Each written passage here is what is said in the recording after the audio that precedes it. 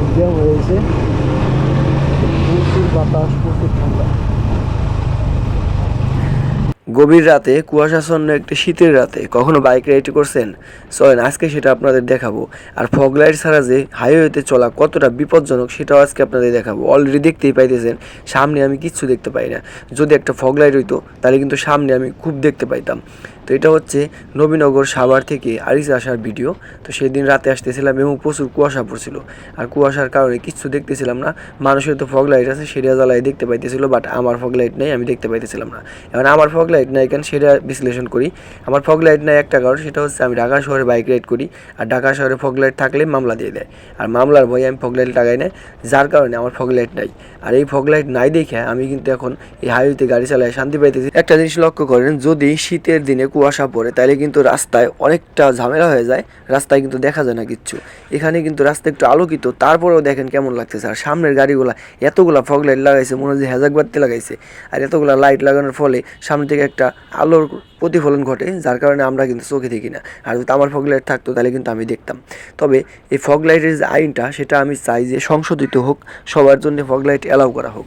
Private car বলেন, বাস বলেন, সবার জন্য ফগ লাইট আছে, এমনকি রিক্সায়ও ফগ লাইট লাগে। প্রচণ্ড শীতে হাত একদম ঠান্ডা হয়ে গেছে, যার কারণে এখানে একটু হাতটা গরম করতেছি। এখানে এক লোক আগুন জ্বালাইছে, সেখানে কিন্তু আমরা একটু হাতটা গরম করে নিলাম। হাতটা গরম করে নেওয়ার পর আবার চলা শুরু করলাম। আর এখানে দেখেন কিছুই দেখা যায় না, কুয়াশা এবং প্রচুর অন্ধকার। এই অন্ধকারের ঠেলায় কিছুই দেখা যায় না। যদি একটা ফগ লাইট হইতো তাহলে কিন্তু খুব উপকার হইতো। আচ্ছা যাই হোক, ফগ লাইট নাই, সেটা নাই। ঢাকা শহরে ফগ লাইট নিয়ে চালাইলে কিন্তু পুলিশের আগে খুঁজে ফগ লাইট আছে কিনা, খুঁজি পাইনা দেখে ফগ লাইট আছে কিনা। যদি ফগ লাইট দেখে তাহলে কিন্তু ভাই মামলা দিয়ে দেয়। তো যাই হোক, দেখেন প্রচণ্ড কুয়াশা, এত কুয়াশা যে কিচ্ছু দেখা যাইতেছে না। এই কুয়াশার ভিতরে সাভার থেকে আরিচা আসা কত যে টাফ ব্যাপার সেটা আমি জানি, আর কেউ জানে না। যারা আসছেন তারা জানেন। অনেকে আছে যে নিয়মিত রাইড করে সাভার থেকে ওই আপনার বাইক নিয়ে তারপরে আরিচাতে আসে বা বাইক নিয়ে বাড়িতে যায়। আর তখন কিন্তু তারা ওই ফিল করে যে কতটা প্রয়োজনীয় ফগ লাইট একজন বাইকারের জন্য। যারা আইনের আওতায় আছেন, মানে আইনের আওতায় আছেন বলতে পুলিশিং বা আর্মি পুলিশ যারা বাইক চালায়, তারা কিন্তু জানে ফগ লাইটের কতটা দরকার। বা আইনের লোক যারা আছে, ফগ লাইট ছাড়া যারা বাইক চালায়, তারা কিন্তু বুঝে যে ফগ লাইট কতটা দরকার। আর তারা কিন্তু আইনটা সংশোধিত করতে পারে, তারা কিন্তু আওয়াজ তুলতে পারে। আর আমরা আওয়াজ তুললে তো এটা নিয়ে কোনো কথা হবে না, এটা নিয়ে কোনো ইম্পর্টেন্ট হবে না। আর তারা যদি আওয়াজ তুলে তাহলে ইম্পর্টেন্ট হবে। দেখেন আমার লাইটে কিছু দেখা যাচ্ছে না। আমার কিন্তু লাইটটা মোটামুটি ভালো লাইট, এটা কিন্তু একদমই বাজে লাইট না, কিন্তু তারপরেও কিছু দেখা যায় না। আর ব্যাপারটা চিন্তা করেন তাহলে ফগ লাইট হইলে পারে কতটা ভালো হইতো। আর আমাদের হাইওয়েটা এমন একটা হাইওয়ে, জায়গায় জায়গায় অনেক লাইট আছে, জায়গায় জায়গায় অনেক আলোকিত এবং জায়গায় জায়গায় অনেক অন্ধকার। এখন দেখেন আলোকিত অবস্থায় চলে আসলাম, এখন একটু ভালো লাগতেছে। আবার যখন আবার অন্ধকারে চলে যাম তখন আবার বিশৃঙ্খলা সৃষ্টি হয়ে যায়, তখন আবার চোখে কিচ্ছু দেখি না। তো আমরা এখন মুন্নু সিটিতে আছি, মুন্নু সিটিতে একটু দরকার ছিল, যার কারণে মুন্নু সিটিতে ঢুকে গেলাম। আর মুন্নু সিটিতে ঢোকার পরে গেট দিয়ে ঢোকার পরে দেখলাম প্রচুর আলোকিত। আসলে এখানে একজন বাইক নিয়ে অসুস্থ, তাকে দেখতে আসলাম। তাকে দেখে আবার কিন্তু আমরা চলে যাবো আরিচার উদ্দেশ্যে। এখান থেকে আরিচা বেশি দূর না, মাত্র 20 কিলোরও কম, 18 কিলো 17 কিলো এমন হবে। 18 কিলো 17 কিলো যাইতে কতটা কষ্ট হবে সেটা দেখবেন একটু পরে। কারণ হচ্ছে এই রাস্তাটা আরও বেশি অন্ধকার, আরও বেশি বিশৃঙ্খলা সৃষ্টি হয় এই রাস্তাটায়। এই রাস্তাটা পার হইলে তারপর একটু বাসি, তাছাড়া কিন্তু চরম একটা বিপর্যয় শুরু হয়ে গেল। খুবই চমৎকার একটা রাইড। এখানে কিন্তু আমরা দেখতে পাইতেছি প্রচণ্ড গাড়ি, মানে এত গাড়ি আসে এই রোডে তা বলারই বাইরে। আমি কিন্তু গভীর রাতে যাইতেছি, রাতের 11টা 12টা বাজে। আর শীতের দিনে এই রাতে কিন্তু অনেক রাত হয়ে যায়। আর এই রাতে দেখেন কত গাড়ি চলতেছে, এত গাড়ি চলতেছে যে তা বলার বাইরে। এই গাড়িগুলো সামনে থেকে যে আলোর প্রতিফলন ফলাইতেছে, যার কারণে আমার আলোতে দেখা সমস্যা হয়ে যাইতেছে। আমার লাইটে কোনো ভ্যালুই নাই, একদমই ভ্যালুই নাই। আর ফগ লাইট হলে কিন্তু ভ্যালুটা থাকতো। দেখেন কুয়াশার কি অবস্থা ভাই, প্রচণ্ড খারাপ অবস্থা কুয়াশায়। এত কুয়াশা যে বলার বাইরে।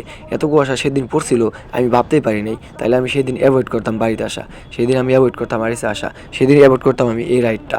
তো যাই হোক, এখন কুয়াশায় কিছু দেখা যায় না, শুধুমাত্র আমার লাইটটা সামনে একটুখানি দেখা যায়, তারপর আর কিছু দেখা যায় না। এই কুয়াশার ভিতরে এই বাইক চালানো কত যে কষ্টকর, যারা প্রকৃত বাইকার তারা কিন্তু জানে ভাই যে কতটা কষ্টকর। তবে যাই হোক, এরকম একটা রাইড আপনারা অ্যাভয়েড করবেন, কারণ হইতেছে কুয়াশার ভিতরে বাইক রাইড করা খুবই বিপজ্জনক। আর আসলেও খুবই দেখে শুনে আসবেন, তাছাড়া কিন্তু একদম ফাইলে পড়ে যাবেন না যদি দুর্ঘটনা ঘটে। একটা দুর্ঘটনা সারা জীবনের কান্না, আপনারা সবাই জানেন। এই দুর্ঘটনা যদি ঘটে যায় তাহলে কিন্তু জীবনে অনেকটা বড় একটা ক্ষতির সম্মুখীন হয়ে যাবেন। আর সেই ক্ষতিটা কিন্তু আপনার না, শুধু আপনার ফ্যামিলিও ইফেক্ট পড়ে যাবে। তো যাই হোক, আমরা এখন মোটামুটি আরিচার কাছাকাছি, মানে আরিচা আসতে বেশি টাইম লাগে না, 18 কিলো 17 কিলো মুন্নু সিটি থেকে। তো যাই হোক, আর সাভার থেকে হইতেছে 80 কিলো 70 কিলোর মতো। তো আমরা এখন বাড়ির খুবই কাছাকাছি চলে আসছি। দেখেন এখানে আবার একটু আলো দেখা যাইতেছে, কারণ হইতেছে এই জায়গাটা হচ্ছে একটা বাইপাস রাস্তার মতো, এখানে একটু দেখা যায়। তো তো এভাবে আমরা চলে আসলাম আমাদের বাড়িতে।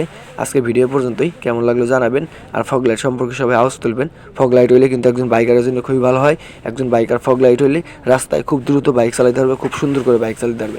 আর যদি ফগ লাইট না থাকে তার কিন্তু খবর আছে ভাই, সে কিন্তু সহি কিচ্ছু দেখবে না। আমার মতো এভাবে অন্ধকারে চালায় আসতে হবে, খুবই কষ্ট হবে এবং দুর্ঘটনা হতে পারে।